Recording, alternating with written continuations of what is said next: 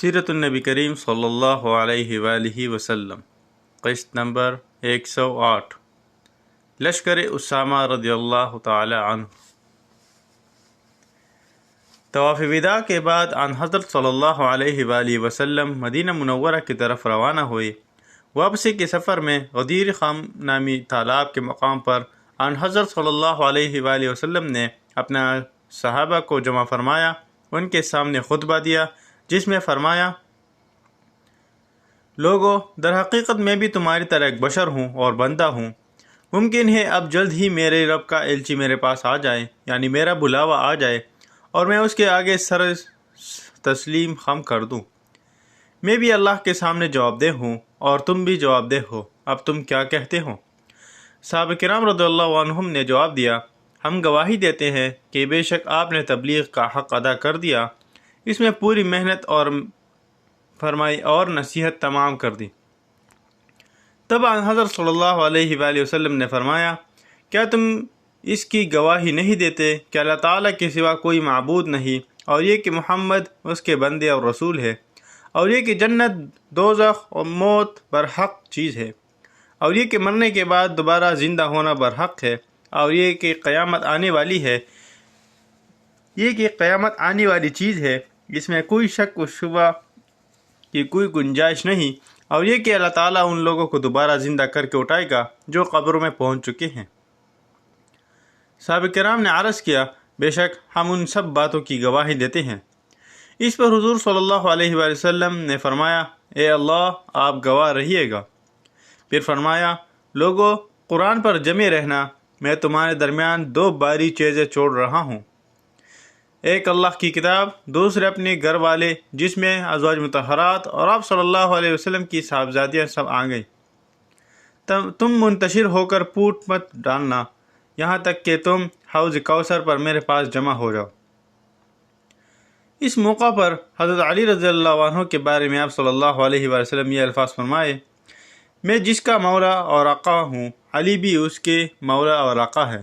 اے اللہ، جو علی کا مددگار ہو تو بھی اس کا مددگار ہو جا، اور جو اس سے دشمنی رکھے تو بھی اس سے دشمنی رکھ، جو اس سے محبت رکھے تو بھی اس سے محبت رکھ، جو اس سے بغض رکھے تو بھی اس سے بغض رکھ، جو اس کی مدد کرے تو بھی اس کی مدد کر، اور جو اس کی اعانت کرے تو بھی اس کی اعانت فرما، جو بھی اسے رسوا کرے تو اسے رسوا فرما، جہاں بھی ہو تو حق اور صداقت کو اس کا ساتھی بنا۔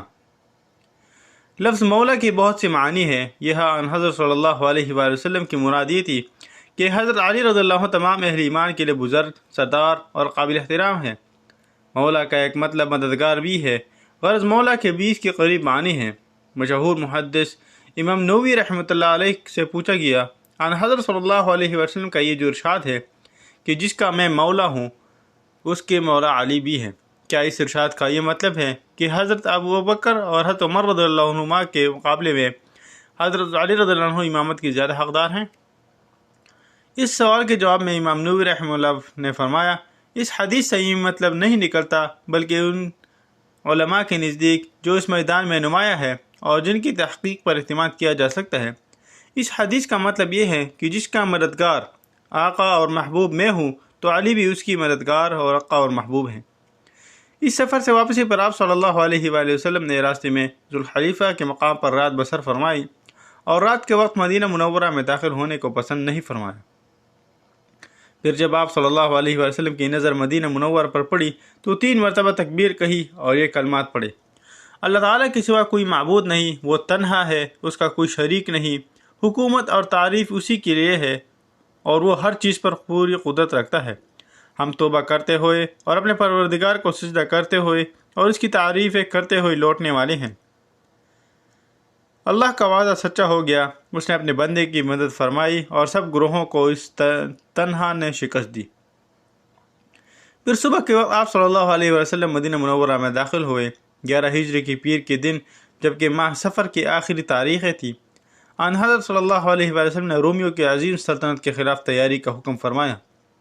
اس سے اگلے روز حضرت صلی اللہ علیہ وسلم نے حضرت اسامہ بن زید رضی اللہ عنہ کو بلایا کر فرمایا: اس مقام کی طرف بڑھو جہاں تمہارے والد شہید ہوئے تھے، اور اس علاقے کو اسلامی شاہ سواروں سے پامال کرو، میں تمہیں اس لشکر کا امیر بناتا ہوں۔ نہایت تیزی سے سفر کر کے اپنی منزل کی طرف بڑھو تاکہ جاسوسوں کی اطلاعات سے پہلے دشمن کے سر پر پہنچ جاؤ۔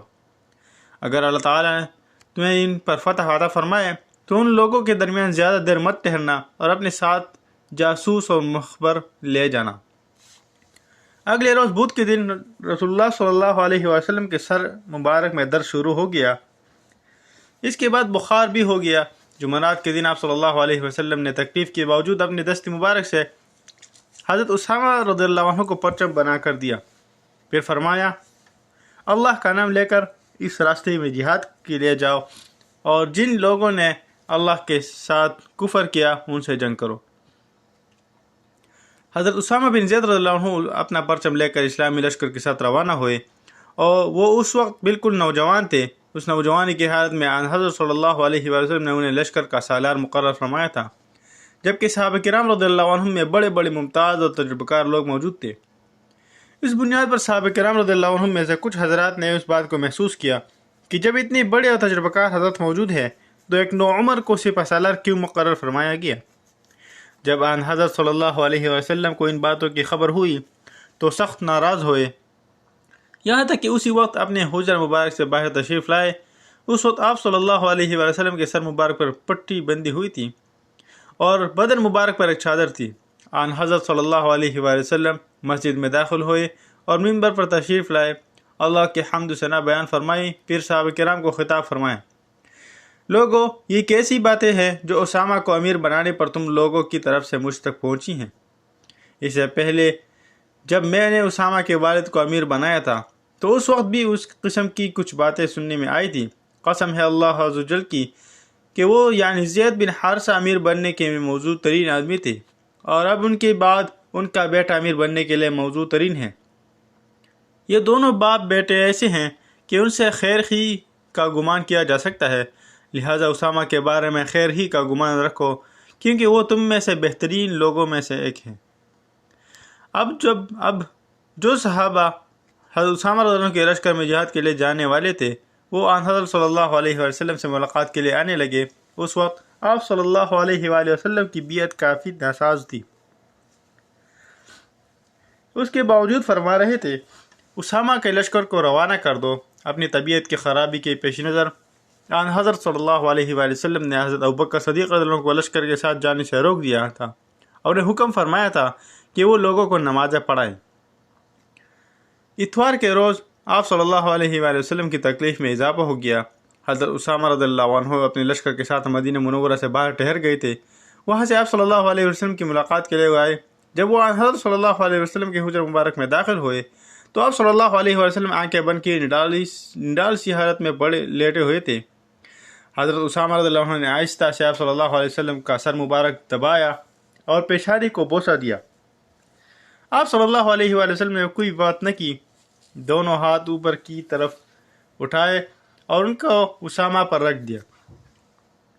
حضرت اسامہ رضی اللہ عنہ سمجھ گئے کہ آپ صلی اللہ علیہ وسلم ان کے لیے دعا فرما رہے ہیں۔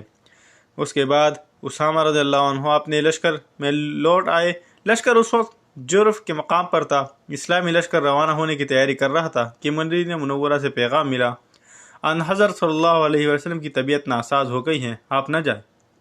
اس طرح یہ لشکر روانہ نہ ہو سکا۔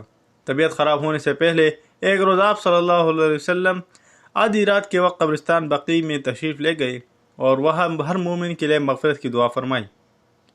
قبرستان سے واپس لوٹے تو سر مبارک میں شدید درد شروع ہو گیا۔ آن حضرت صلی اللہ علیہ وسلم نے سیدہ عائشہ صدیقہ رضی اللہ عنہ کو سر درد کے بارے میں بتایا۔ انہوں نے سر دبانا شروع کیا۔ سر درد کے ساتھ بخار بھی شروع ہو گیا۔ مرض شروع ہونے سے بعد ابھی حضرت صلی اللہ علیہ وسلم اپنی تمام ازواج کے ہاں باری کے مطابق تشریف لے جاتے تھے۔ جس دن آپ صلی اللہ علیہ وسلم حضرت میمونہ رضی اللہ عنہ کے ہاں تشریف لے گئی، اس دن مرض میں شدت پیدا ہو گئی۔ تب آپ صلی اللہ علیہ وسلم نے اپنی تمام ازواج کو بلایا اور اس سے اجازت لی کہ آپ کی تیمارداری کا حضرت عائشہ صدیقہ رضی اللہ عنہ کے حجرے میں ہو۔ سب نے خوشی سے اس کی اجازت دے دی۔ پھر حضور صلی اللہ علیہ وسلم پر غشی طاری رہنے لگی، بخار کی شدت زیادہ ہوئی تو آن حضرت صلی اللہ علیہ وسلم نے مختلف کنوؤں سے 7 مشکیں پانی منگوائی اور اپنے اوپر ڈالنے کا حکم فرمایا۔ سلسلہ جاری رہے گا، باقی اگلی قسط میں انشاءاللہ۔